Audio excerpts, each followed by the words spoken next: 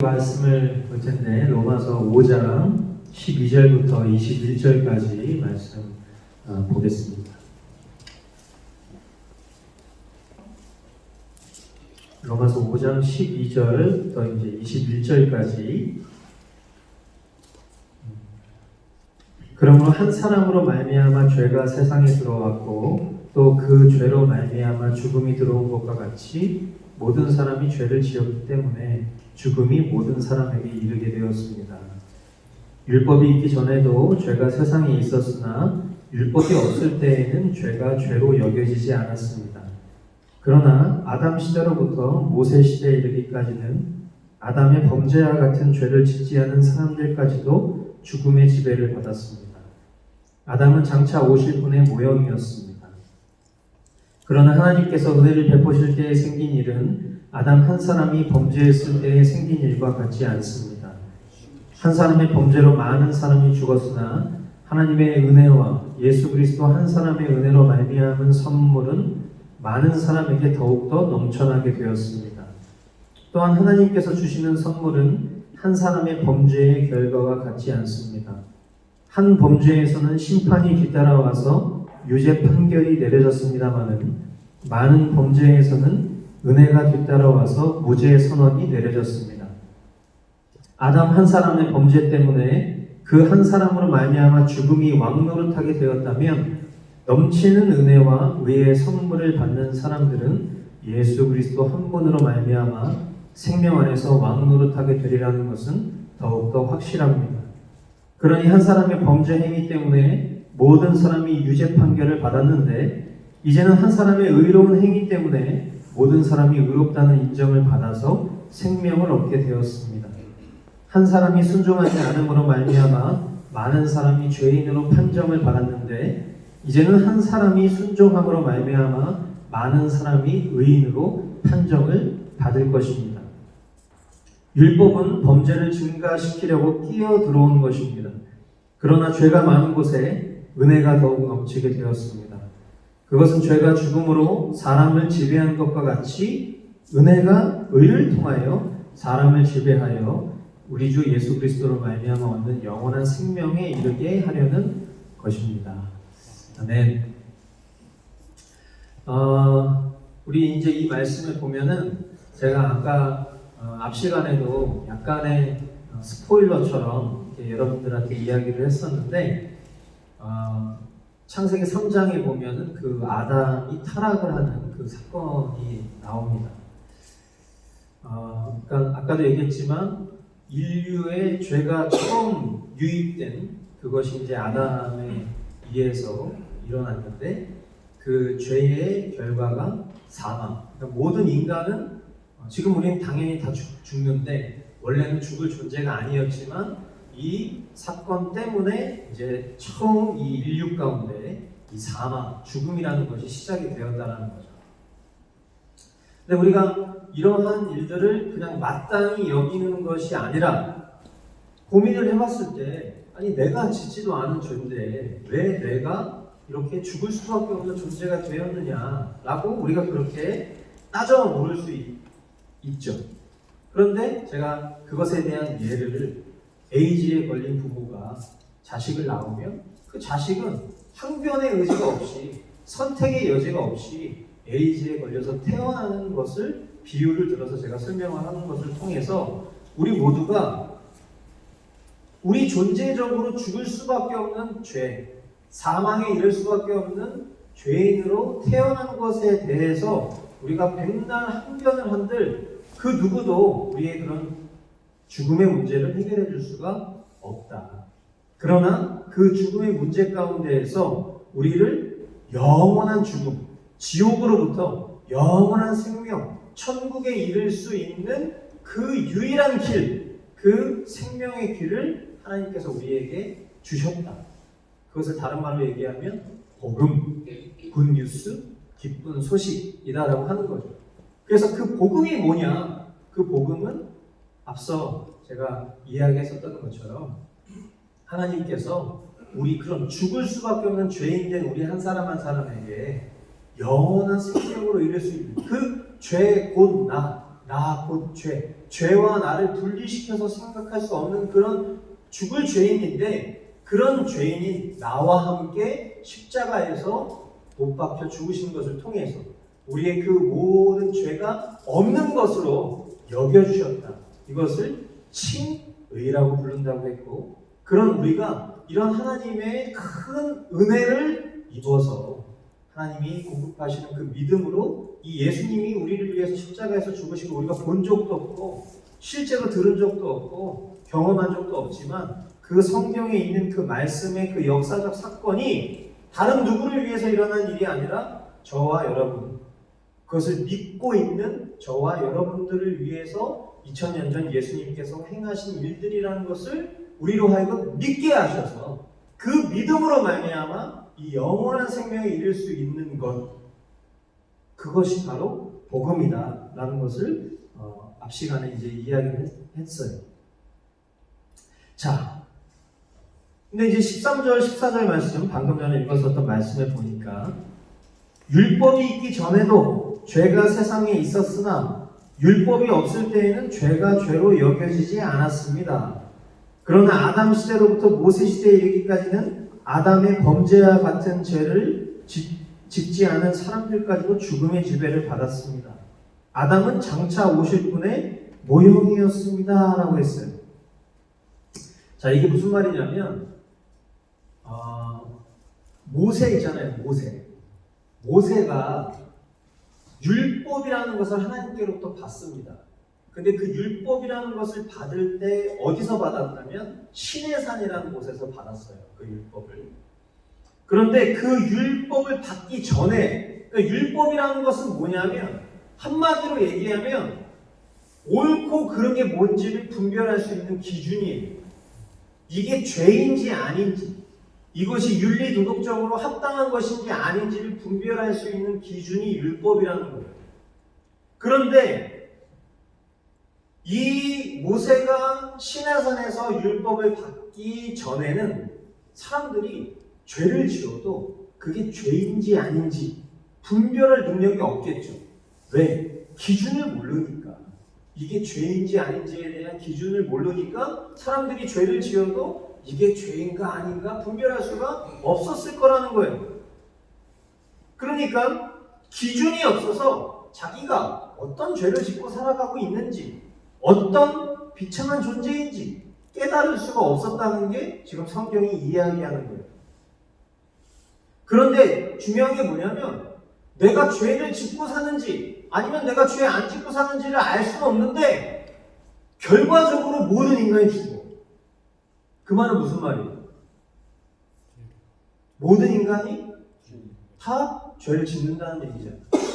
죄의 삭은 사망이니까, 죄의 결과는 사망이니까 모든 인간이 자기가 죄를 짓고 사는지 안 짓고 사는지 알 수는 없는데 중요한 건 모든 인간이 다 죽어. 그 말은 무슨 말이에요? 인간은 다 죄인이다라는 것을 깨닫게 된 거라는 거예요. 그래서 이 아담은 여기서 이제 한 사람 뭐 이렇게 표현하고 아담 이렇게 표현을 하잖아요. 이 아담은 뭐한 인간이냐면 인간의 인류에 죄를 갖고 들어온 대표적인 존재로 기록을 합니다. 이 아담 때문에 인류에 죄가 들어왔다. 그 얘기를 하고 있는 거예요. 자, 근데 이제 이어지는 15절로 16절 말씀에 보면 그러나 하나님께서 은혜를 베푸실 때 생긴 일은 아담 한 사람이 범죄했을 때 생긴 일과 같지 않습니다. 한 사람의 범죄로 많은 사람이 죽었으나 하나님의 은혜와 예수 그리스도 한 사람의 은혜로 말미암은 선물은 많은 사람에게 더욱더 넘쳐나게 되었습니다. 또한 하나님께서 주시는 선물은 한 사람의 범죄의 결과와 같지 않습니다. 한 범죄에서는 심판이 뒤따라와서 유죄 판결이 내려졌습니다마는 많은 범죄에서는 은혜가 뒤따라와서 무죄 선언이 내려졌습니다. 이 말은 아담이 우리 인류에 사망을 가지고 왔다면, 그래서 모든 인간이 그 사망의 굴레를 벗어날 수 없는 비참한 운명에 처하게 되었다면 하나님께서 거저주신 은혜의 선물, 하나님께서 거저주신 은혜의 선물이 뭘까요? 구원. 자, 우리가 보통 선물을 받잖아요. 누구한테? 그럼 선물 받으면 어떻게 해요? 감사합니다. 감사합니다. 인사하고. 그리고 어떻게 해요? 선물 받으면 어떻게 해요? 보답. 어? 보답. 보답? 아, 예. 너무 많이 갔어. 자, 이제 선물 우리가 받잖아. 그러면 너무 제가 추상적으로 설명했는지 모르겠는데 보통 선물이 어떻게 돼 있지? 그렇지. 아, 내가 원하는 답 그거였어. 포장이 돼 있잖아. 그럼 우리가 선물 받으면은 포장을 어떻게 해? 뜯으면 그 안에 선물의 본체가 있는 거잖아. 그죠? 자, 그랬을 때 하나님의 은혜가 선물이야, 선물. 그죠? 우리가 하나님의 은혜를 받았단 말이야. 아까 제가 얘기했죠. 은혜의, 우리가 보편적으로 생각하는 은혜의 정의는 오늘 은혜 많이 받았습니다. 오늘 분명히 제가 가면 은혜를 받았는지 안 받았는지와 상관없이 저를 보면 다들 그렇게 인사를 하게 되겠죠? 오늘 은혜 많이 받았습니다. 실제로는 너무 졸렸는데요. 은혜 많이 받았습니다. 이렇게 얘기할 수 있다고. 그러니까 보통 우리가 은혜를 이런 느낌이나 감정으로 생각한다고. 그죠? 오늘 은혜 받으러 왔습니다. 우리 이렇게 생각한단 말이야. 근데 성경이 말하는 은혜는 그게 아니야. 하나님이 거저주시는 선물이야. 근데 그 선물을 받으면 어떻게 해? 포장을 뜯어보죠. 그 안에 뭐가 있어요? 진짜 선물. 진짜 선물이 있다. 그 선물이 뭘까요?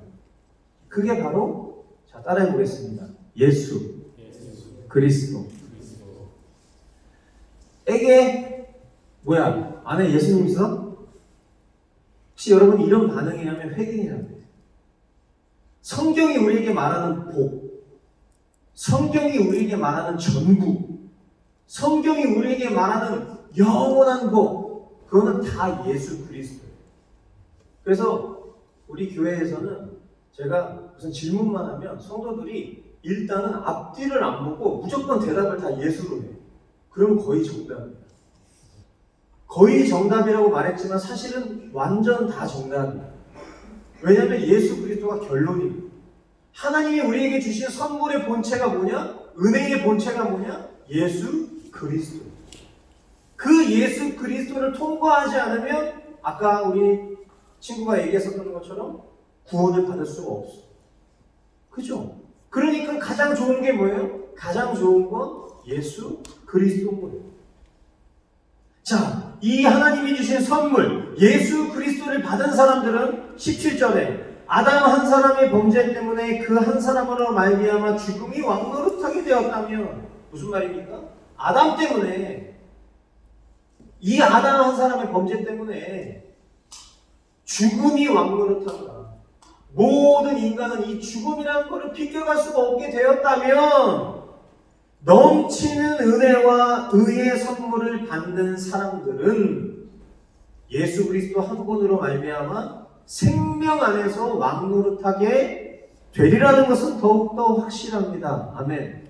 저와 여러분들은 이 예수 그리스도 때문에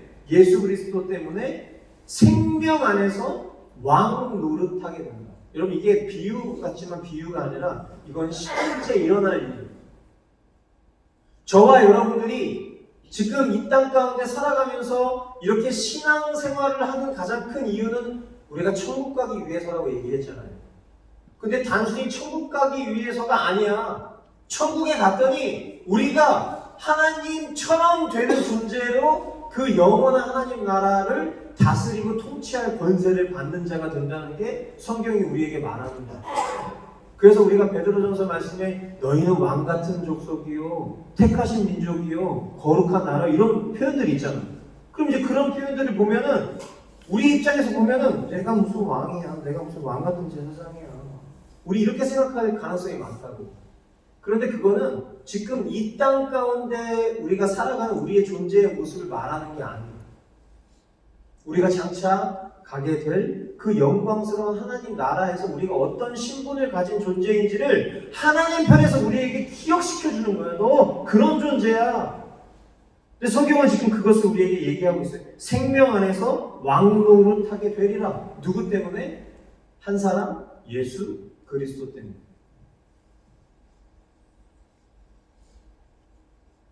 너 의로워. 라는 은혜를 받은 사람에게 그 결과가 뭐라고 얘기하는 거예요? 영원한 생명을 말하는 거예요. 영생. 영원한 생명. 이 영원한 생명의 가치가 있습니까? 어때요? 여러분 뭐 좋아해요? 뭐 좋아해요? 좋아하는 거 좀 얘기해봐. 난 아까 많이 얘기했잖아. 내가 좋아하는 거 2개. 운동하고 복음. 여러분 뭐 좋아해요? 이 사소한 질문 하나에도 여러분의 눈빛이 바뀌어요. 뭘 좋아하냐는 질문 하나에도 눈빛이 바뀝니다. 근데 내가 조금 전에 영생 얘기하는데 다들 이런 느낌. 괜찮아요. 영생에 그냥 기대와 가치가 없는 게 그 존재적 죄인의 특징이니까 괜찮아요. 근데 우리가 지금 내 믿음의 상태에서 영생을 바라보는 것이 형편없어도 괜찮은데 중요한 건 영생의 가치를 우리가 한번 생각해 보자는 거예요. 영원히 사는 거. 그냥 영원히 사는 거. 지금 우리가 살아가고 있는 이 형편과 꼬라지로 영원히 사는 걸 말하는 게 아니라 내가 다스리고 통치할 수 있는, 하나님이 그 권세를 나에게 주셔서 내가 다스리고 통치할 수 있는 그 권한을 갖고 영원히 사는 생명을 생각해 보라고. 내가 하고 싶은 거, 내가 바라는 거, 내가 원하는 거, 그것 때문에 우리가 이 땅 가운데 살면서 죄 짓는 거잖아. 그렇죠? 하나님이 우리에게 바라시고 원하시는 것대로 살면 재미가 없어. 그런데 하나님이 바라시고 원하시는 것 말고 내가 바라고 원하고 소유하고 누리고 싶은 것대로 살면 그게 그렇게 좋은 거 아니야. 근데 그렇게 살 수 있는 삶이 우리가 장차 천국에 가서 사는 삶이에요. 물론 조금 다른 얘기죠. 그곳에서 내가 정욕적으로 추구하고 원하는 그런 죄악된 것을 누리는 삶을 말하는 게 아니라 우리의 존재가 하나님과 같이 되어서 하나님이 생각하시는 걸 내가 생각하고 내 마음이 하나님과 같은 그 마음으로 영생을 사는 삶이지만 분명한 것은 그렇게 영원한 삶을 살 수 있다. 나의 만족, 모든 것들을 나의 지, 정의, 전인격을 다 충족시키는 그런 완전한 삶을 살 수 있다. 이건 그냥 우리가 지식적으로만 놓고 생각했을 때 이거는 되게 가치 있는 거예요. 동의가 안 돼도 이건 진리예요. 그 영생을 우리가 얻기 위해서 노력하자는 게 아니라 그 영생을 이미 저와 여러분들이 받았다는 거예요. 받았다는 것을 믿어보자는 거예요.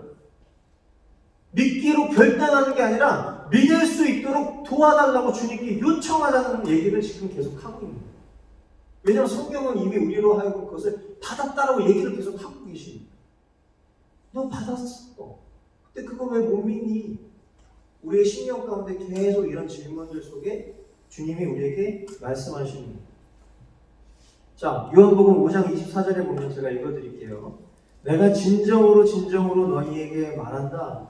내 말을 듣고 또 나를 보내신 분을 믿는 사람은 영원한 생명을 가지고 있고 심판을 받지 않는다. 그는 죽음에서 생명으로 옮겨갔다. 아멘. 예수님이 말씀하십니다. 진정으로 나 지금 장난하는 거 아니야. 정말 진지해. 잘 들어. 내 말을 듣고 나를 보내신 분, 예수님을 이 땅 가운데 보내신 분이 누구예요? 성부 하나님 아버지잖아. 그 하나님을 믿는 사람은 믿는 사람. 뭐 어떻게 행하는 게 아니야. 아까 믿음의 반대가 뭐라고 그랬어요? 나의 열심이라고 그랬잖아. 하나님 잘 믿을 수 있도록 새벽기도 맨날 하고 헌금 많이 내고 교회 봉사 열심히 하고 어디도 그렇게 얘기한 게 없어. 어떤 사람? 믿는 사람. 나를 보내신 분을 믿는 사람. 내 말을 듣는 사람. 예수님의 말을 듣고 예수님을 보내신 분을 믿는 사람은 뭘 가지고 있대? 영원한 생명을 가지고 있고 심판을 받지 않는다. 죽음에서 생명으로 옮겨갔다. 역시 과거 완료를 얘기하고 있어. 하나님의 시간 속에서는 이게 이미 끝난 일입니다. 여러분 성경에서 하나님을 표현하는 표현 중에 여러분 들어봤을 거예요. 알파와 오메가 들어봤어요? 네. 알파와 오메가, 그죠? 알파 오메가가 뭔 뜻이야? 처음이잖아요. 처음과 나중이라는 뜻이잖아. 그죠? 처음과 나중, 알파와 오메가야. 하나님이 그런 분이래. 여러분, 시간을 누가 만들었어? 시간. 하나님 만드셨어? 어떻게 알아? 모르겠어요. 너 완전 귀엽다. 우리 아들 생각나네. 자, 그 알파와 오메가라는 건 우리가 보통 이렇게 선을 이렇게 쓱 그려요. 선을. 그러면 이 선이 끝이 없다라는 걸 어떻게 표기하지? 그러지. 선을 딱 하고 끝에다가 화살표 탁탁 이렇게 하면 끝이 없는 거예요. 그렇죠? 이게 알파와 오메가예요. 이것을 자, 우리가 보통 하나님의 시간 이렇게 표현을 해요. 하나님의 시간. 그럼 이 말은 무슨 말이냐면 하나님이 시간의 영향을 받아요, 안 받아요? 안 받아요. 안 받겠지. 왜? 하나님이 시간을 만드셨으니까. 그렇잖아. 저와 여러분들은 시간의 영향을 받아요, 안 받아요? 받아요. 받죠. 과거로 돌아가고 싶어도 못 돌아가. 앞으로 가고 싶어도 갈 수가 없어. 그런데 하나님은 시간을 만드신 분이고 처음과 끝이 되시는 분이기 때문에 시간의 지배를 안 받아. 그지? 그러면 하나님이 저와 여러분들이 지금 이렇게 살아가고 있는 것을 하나님은 아실까 모르실까? 정확하게는 아셨을까 모르셨을까? 자, 그럼 조금 더 심오한 얘기. 하나님은 하나님이 구원하실 자를 아실까 모르실까? 여러분 이게 되게 중요한 거예요. 우리가 만약에 우리의 삶의 열심과 노력으로 무언가를 취할 수 있다고 가정해 보자고. 근데 그 무언가가 구원받는 거라고 치잖아. 근데 내가 열심히 노력하지 않아서 구원을 못 받아. 그럼 그 말은 하나님이 나의 삶을 구원하시기로 작정하셨어도 내가 만약에 열심을 내지 못해서 구원받지 못할 수 있다는 말이 되어버리잖아요. 그죠? 그럼 얼마나 비참해. 우리 중에 그 누구도 구원받을 수 있을까? 하나님을 만족시킬 수 있을까? 유대인들 있잖아요. 이스라엘 사람들. 지금 이 사람들은 여전히 구약 성경을 살고 있거든. 그 사람들은 뭘 지켜요? 율법이라는 걸 지키지 않아요. 율법이 뭐예요? 간단하게 말하면 십계명이고 조금 더 포괄적으로 얘기하면 모세오경이고 조금 더 크게 얘기하면 성경 전체겠지. 성경에 나오는 그 법들 있잖아, 법들. 그래가지고 이 인간들은 열심히 율법을 지켜요. 그리고 그 율법에 대한 결과를 어떻게 취하냐면 하나님이 저울이 있어. 하나님한테 저울. 그래서 율법을 잘 지킨 사람, 이 사람을 예를 들어서 이제 유관화를 세워놓는 거야.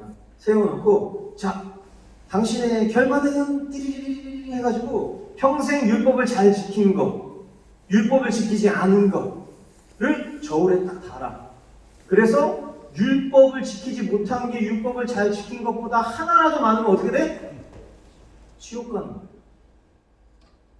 그래서 하나님을 믿는다라고 하면서 하나님의 선택받은 민족이라고 고백은 하는데 일평생 뭐 하려고 해? 율법을 지키려고 살아. 그게 그 사람들의 삶이야. 여러분 그렇게 사는 삶이 있고 자, 또 다른 삶은 내 힘과 능력으로는 도저히 하나님이 기뻐하시는 뜻을 지킬 수가 없다라는 것을 깨달았어. 그래서 그 절망 속에 살아가고 있는데 성경에 보니까 하나님이 그 모든 율법의 완성이 되시는 분을 우리에게 허락하셨다는 것을 깨달았어. 그 율법의 완성이 누구냐면 예수 그리스도. 왜? 예수님이 말씀하시기를 나는 율법을 폐하러 온 것이 아니라 율법을 완전케 하러 왔다. 즉 인간으로서는 율법을 지킬 수 없다는 것을 하나님은 만세 전부터 아신 거지. 우리가 율법을 지킬 수 없는 인간들이라는 거. 왜? 시간 위에 계신 분입니다. 우리가 살아봤잖아요. 율법과 상관없이 율법은 우리는 어차피 못 지켜. 성경에 뭐라고 나와 있냐면 율법은 우리의 죄와 비참함을 깨닫게 하는 거예요. 율법을 딱 보니까 이 율법을 내가 지키고 싶은데 이 율법을 딱 보니까 내가 얼마나 죄인지를 더 많이 알게 됐어요. 율법을 보니까 얼마나 내가 비참한지 알게 됐어. 그거를 깨닫으니까 하나님을 찾게 되고 하나님이 우리의 은혜의 방편을 주신 예수 그리스도를 깨닫게 되는 게 하나님이 은혜를 주시는 길이야. 그래서 주님을 필요로 하게 되는 거예요. 여러분 우리가 찬양하잖아요. 우리가 아까 고백했었던 나는 하나님을 예배합니다. 또 예배합니다. 뭐 이런 찬양들. 아까 또 저기 잠옷실에 제가 앉아있으니까 스피커가 열려 있어가지고 막 다양한 레퍼토리를 여러 곡들을 막 부르시는데 뭐 밤이나 낮이나도 부르고 또 뭐 하여튼 뭐 근데 그 고백들이 하고 있는 얘기들이 뭐야? 예배. 결국 그 고백이 우리에게 말하고 있는 건 뭐냐면 우리는 안 되니까 주님이 하셨고 그래서 주님이 하신 일들이 대단합니다라는 걸 노래하는 거잖아요. 그죠? 그게 이제 우리가 신앙생활하는 우리 신앙의 삶의 모습이라고. 자, 여러분은 평생 율법을 지키기 위해서 노력할 거예요? 아니면 하나님의 은혜를 구할 거예요? 하나님의 은혜. 답이 되게 간단해요.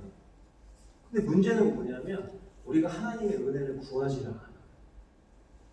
그리고 아주 미련하게도 내 스스로가 율법을 지키기 위해서 살고 있다는 것을 모른 채 어떻게 하면 더 열심히 할까? 어떻게 하면 더 최선을 다할까? 이걸 고민해요.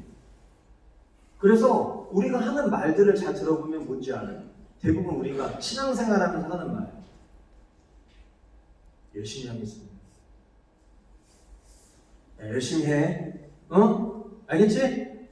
이런 소리들을 들어요. 뭘 열심히 해요?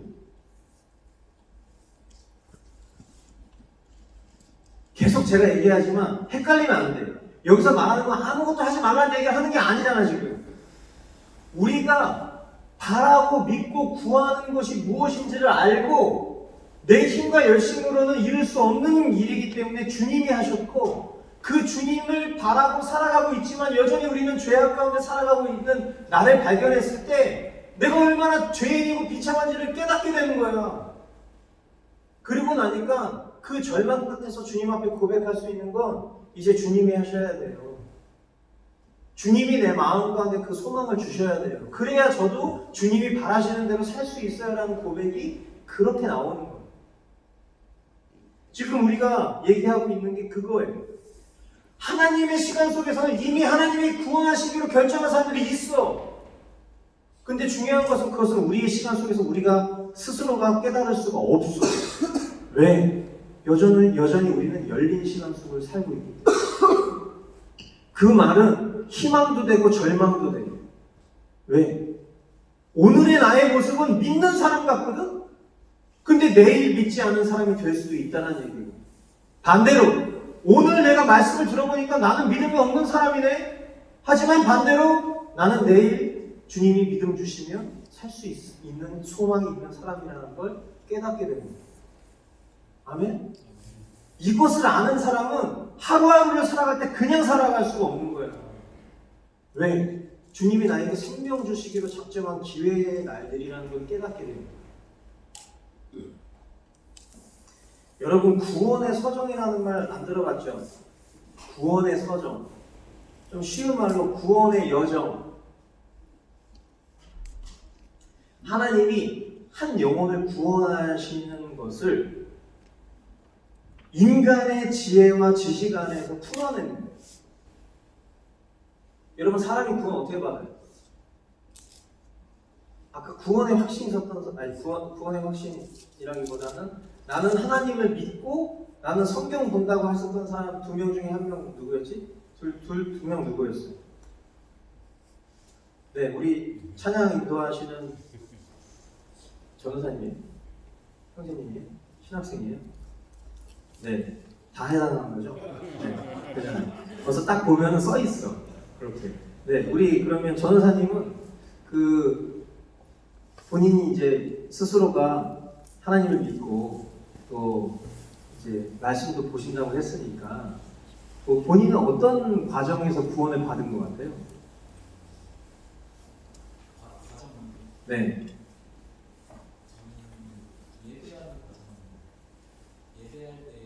네. 예배할 때 구원의 확신을 느껴요. 예. 자, 그러면은 본인이 예배할 때 구원의 확신을 느끼는 것과 무관하게 구원은 하나님이 하시는 거니까. 그죠? 그럼 하나님이 구원을 하셨다는 것을 어떻게 설명할 수 있어요?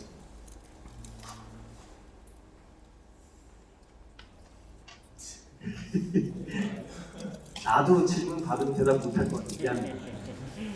너무 좀 짓궂은 질문일 수도 있는데 제가 왜 이런 얘기를 하냐면 여러분 하나님이 우리 한 사람 한 사람을 구원하신 과정을 인간의 지식과 지혜로 다 담아낼 수는 없어. 그런데 그런 것을 성경에 있는 내용들을 통해서 정리한 거를 신학이라고 부르거든. 신학. 여러분들이 나중에 대학교 가면은 배우게 될 전공처럼 신학이라는 게 있어. 그래서 나 같은 사람, 우리 지아람 전도사님 같은 분, 또 여기 있는 우리 전도사님 같은 분들은 다 신학을 공부하면서 하나님에 대한 지식을 조금이나마 인간이 하나님을 어떻게 다 담아내고 알 수 있겠냐만 그 속에서 조금이나마 이 성경 안에 담겨져 있는 하나님에 대한 지식들을 지식적으로 습득을 하는 과정을 겪는다고. 근데 그 과정 속에 보면 하나님이 인간을 어떻게 구원하시는지에 대한 정리를 딱 이렇게 정리해 놓은 것을 구원의 여정 이렇게 표현을 한다는 거예요. 자, 구원의 여정이 첫 번째 어떻게 이루어질까? 하나님이 인간을 처음에 어떻게 구원하시기 시작하실까? 자, 한번 따라해 보겠어요. 소명. 소명. 자, 소명을 영어로 컬링이라고 해요. 컬링은 뭐죠? 부르는 거, 부르는 거. 가나야. 내 아들 가나야. 내 백성 가나야. 이걸 부르시는 거예요. 하나님이 부르시는 거예요. 자, 하나님이 나를 부르시는 부르심을 들어보신 분 손 들어보세요.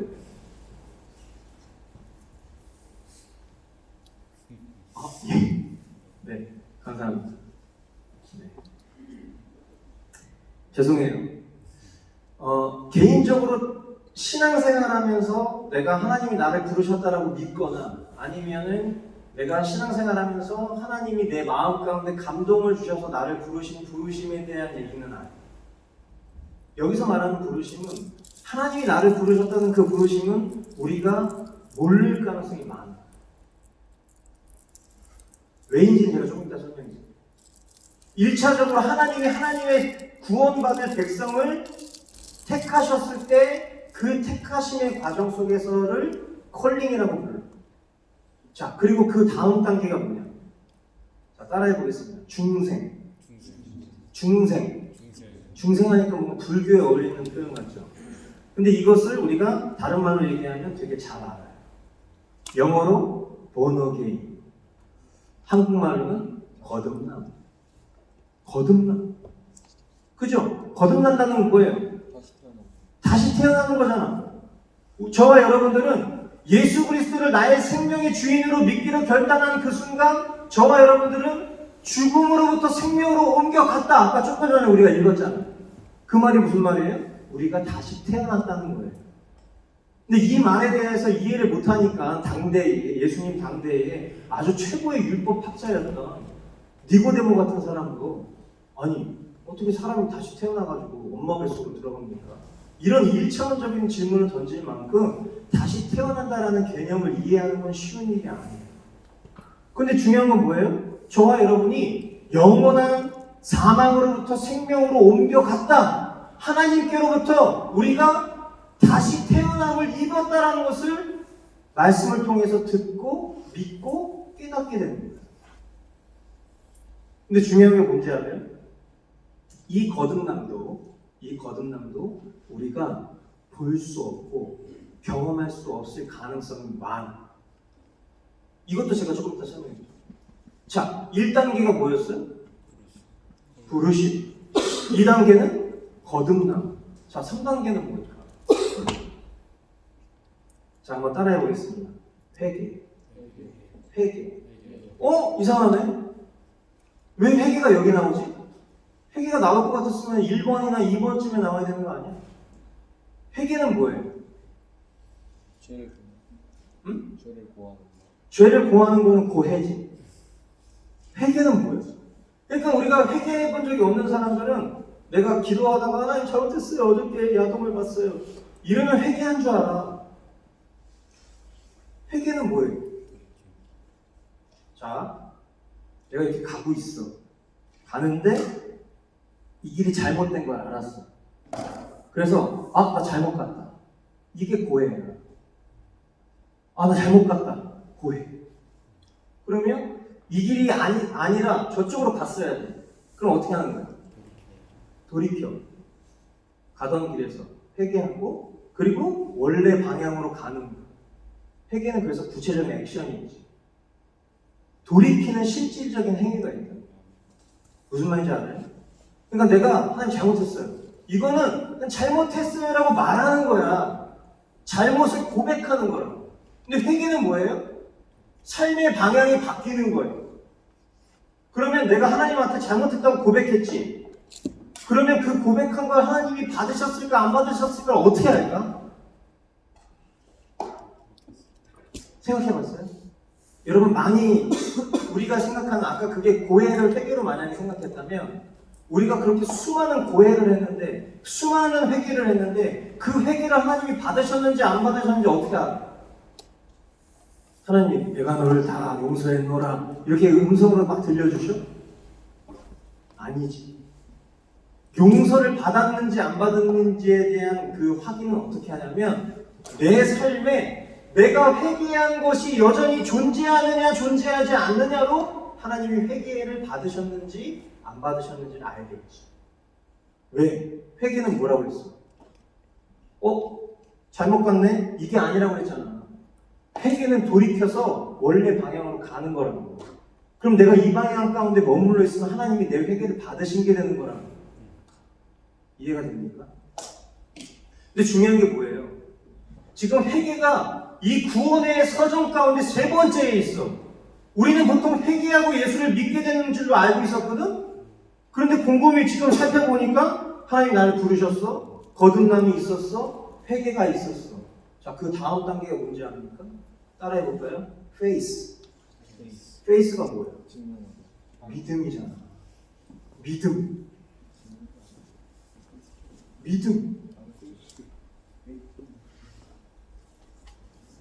여러분, 지금 이 과정들을 봤을 때 이게 이해가 됩니까? 보통은 우리가 회개하고 믿기로 결단하고 작정해서 우리는 믿는 걸로 알고 있잖아. 그런데 하나님께서 하나님이 구원하실 자를 부르십니다. 그리고 그 존재에게 거듭남을 허락하세요. 그리고 그 존재로 하여금 일평생 내가 다른 길을 갔었던 것을 깨닫고 하나님이라는 존재를 향해서 방향을 선해야겠다는 것을 깨닫게 하세요. 그리고 그 길로 갔더니 그 속에 내가 믿어야 될 존재가 있다. 나의 이런 영원한 생명을 주실 분이 있다는 것을 믿도록 하시는 거예요.